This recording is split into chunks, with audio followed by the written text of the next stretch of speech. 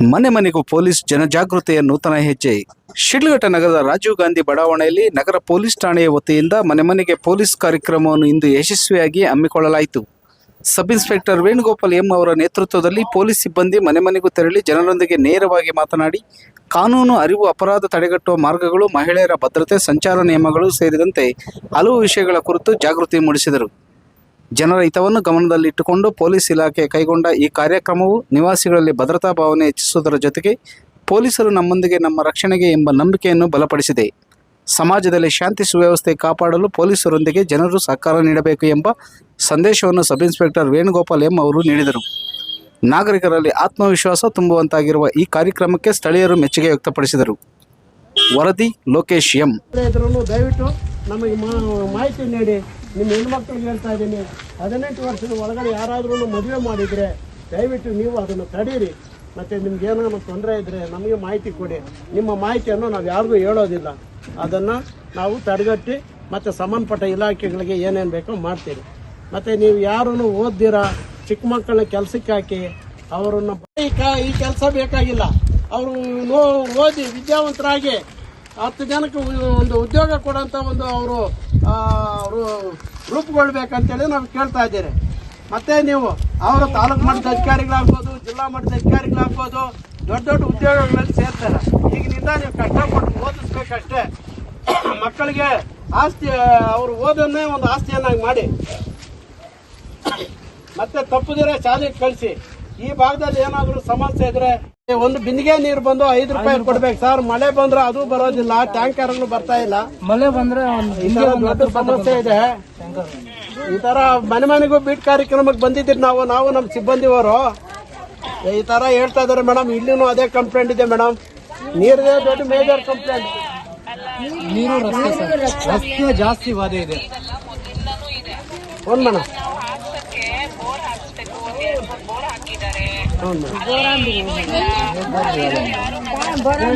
ಇಲ್ಲಿ ಒಂದು ಬೋರ್ ಹಾಕಿಲ್ಲ ಮೇಡಮ್, ಒಂದು ಬೋರ್ ಹಾಕಿಲ್ಲ, ಇಲ್ಲಿ ಒಂದೇ ಬೋರ್ ಹಾಕಿಲ್ಲ. ಇಲ್ಲ ಅಷ್ಟೇ, ಇಲ್ಲಿ ಬಂದಿಲ್ಲ ಯಾರು. ಮೇಡಮ್ ನಾವು ಈಗ ಅಲ್ಲಿಗೆ ಸೋರ್ಸ್ ನೀರ್ ಕೊಡೋದಕ್ಕೆ ಸೋರ್ಸ್ ಬೋರ್ ಬಂದೆ, ಅದು ಅವರು ಕೌನ್ಸಿಲರ್ಗೂ ಚೆನ್ನಾಗಿ ಗೊತ್ತಿದೆ. ಸೊ ಇದು ಮೊದಲಿಂದಾನು ಇದೇ ಪರಿಸ್ಥಿತಿನೇ ಇದೆ.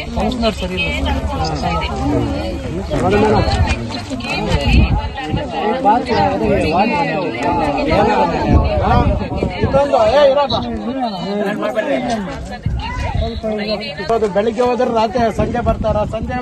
ಸಂಜೆ ಬಂದ್ರು ಅವರು ಏನೋ ಅವ್ರ ಕಷ್ಟ ಇದು ಮಾಡ್ತಾ ಇದಾರೆ. ಮತ್ತೆ ಇಲ್ಲಿನೂ ಅಂಗನವಾಡಿ ಸ್ಕೂಲ್ ಇಲ್ಲ, ಮತ್ತೆ ಶಾಲೆ ಇಲ್ಲ ಅಂತ ಹೇಳ್ತಾ ಇದಾರೆ.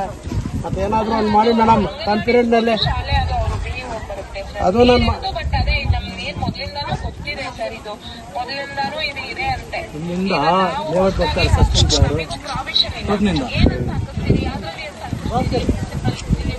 ಏನೋ ಒಂದು ಮಾಡಿ ಮೇಡಮ್.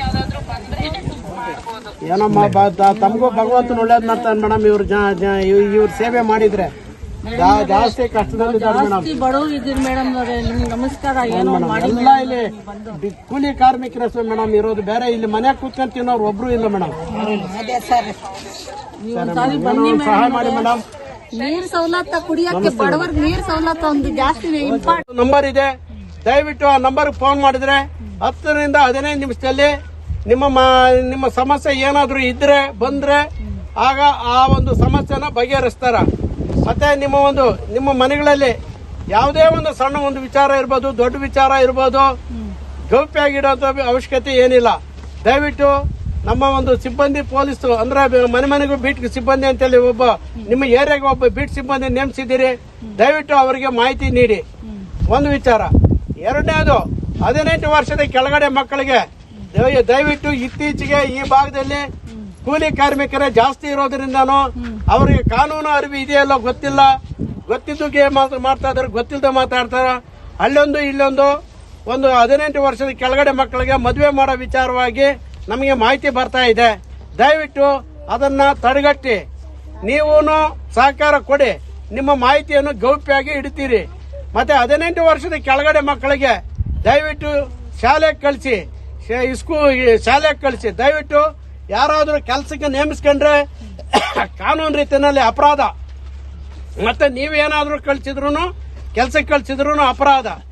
ಮತ್ತೆ ನಿಮಗೆ ಏನಾದ್ರೂ ಅನುಮಾನಾಸ್ಪದ ವ್ಯಕ್ತಿಗಳು ನಿಮ್ಮ ವಾರ್ಡ್ನಲ್ಲಿ ಏನಾದ್ರೂ ಈ ಒಂದು ಓಡಾಟ ಆಗ್ಬೋದು, ಇಲ್ಲ ನಿಮಗೆ ಕಂಡು ಬಂದಿದ್ದಾಗ್ಬೋದು. ಆದರೆ ದಯವಿಟ್ಟು 112ಕ್ಕೆ ಫೋನ್ ಮಾಡಿ ತಪ್ಪಿದ್ರೆ ಸಂಬಂಧಪಟ್ಟಂತ ಬೀಟ್ ಕಾನ್ಸ್ಟೇಬಲ್ ಅವರು ವಿಷಯ ತಿಳಿಸಿ. ಅದಾದ್ಮೇಲೆ ನನ್ನ ನಂಬರ್ ಕೊಡ್ತಾ ಇದ್ದೀನಿ 9480802557. ಈ ನಂಬರ್ ಆಗ್ಬೋದೇ ಹೊರತು 112 ಅಂದ್ರೆ ನಿಮ್ಮ ಮನೆಗೆ ಪೊಲೀಸ್, ಮನೆಗೂ ಪೊಲೀಸ್ ಅನ್ನೋ ಒಂದು ವೆಹಿಕಲ್ ಬರೋದು ಲೇಟ್ ಆಗೋದಿಲ್ಲ. 10 ರಿಂದ 12 ನಿಮಿಷದಲ್ಲಿ ನಿಮ್ಮ ಮನೆಗೆ ರೀಚ್ ಆಗುತ್ತೆ. ಎನಿ ಟೈಮ್ ಅವರು ಗಸ್ತು ತಿರುಗ್ತಾನೆ ಇರ್ತಾರ. ಅದನ್ನ ಮಾಡಿ. ಮತ್ತೆ ಸೈಬರ್ ಕ್ರೈಮ್ಗಳು ಅಂತೇಳಿ ಬಂದಿದೆ. ಈಗ ನಿಮ್ಮ ಮನೆಯಲ್ಲಿ ಕೂತ್ಕೊಂಡಿದ್ರೆ ದುಡ್ಡು ಹೊಡಿತಾ ಇದ್ದಾರೆ. ಅದಕ್ಕೆ ದಯವಿಟ್ಟು ಯಾರಾದ್ರೂ ನಿಮಗೆ ಮಾಹಿತಿ ಇಲ್ದಿರ ನಿಮ್ಗೆ OTP ನಂಬರು ಮತ್ತೆ ನಿಮ್ಮ ಮಾಹಿತಿ ಆಧಾರ್ ಕಾರ್ಡ್ ನಂಬರ್ ಕೇಳಿದ್ರೆ ದಯವಿಟ್ಟು ಕೊಡಕ್ ಹೋಗ್ಬೇಡಿ. ಅದಾದ್ಮೇಲೆ ನೀವು ಹೆಣ್ಮಕ್ಳಿದ್ದೀರಿ, ದಯವಿಟ್ಟು ಇದನ್ನು ಕೇಳಿ. ನಿಮ್ಗೆ ಯಾರಾದ್ರೂ ಈ ಭಾಗದಲ್ಲಿ ಹೆಣ್ಮಕ್ಳಿಗೆ ಬೇರೆ ರೀತಿಯಲ್ಲಿ ಕಣ್ಣಾಯಿಸೋದಾಗ್ಬೋದು, ಮತ್ತೆ ಬೇರೆ ರೀತಿ ನೋಡೋದಾಗ್ಬೋದು, ಆ ತರ ಇದ್ರೆ ನಿಮ್ಮ ತಂದೆ ತಾಯಿಗಳ ವಿಚಾರ ತಿಳಿಸಿ. ಅವರು ನಮಗೆ ವಿಚಾರ ತಿಳಿಸ್ತಾರ. ಕಾನೂನು ರೀತಿಯಲ್ಲಿ ಏನಾಗಬೇಕು ಅದನ್ನ ನಾವು ಮಾಡಿ ಅವ್ರಿಗೆ ಪನಿಷ್ಮೆಂಟ್ ಕೊಡ್ತೀರಿ. ಮತ್ತೆ ಚುಡಾಯಿಸೋದಾಗ್ಬೋದು, ಬೇರೆ ರೀತಿ ಅವರು ನೋಡೋ ರೀತಿಗಳು ಬೇರೆ ಇರ್ತಾವ. ಅದೊಂದು ವಿಚಾರ.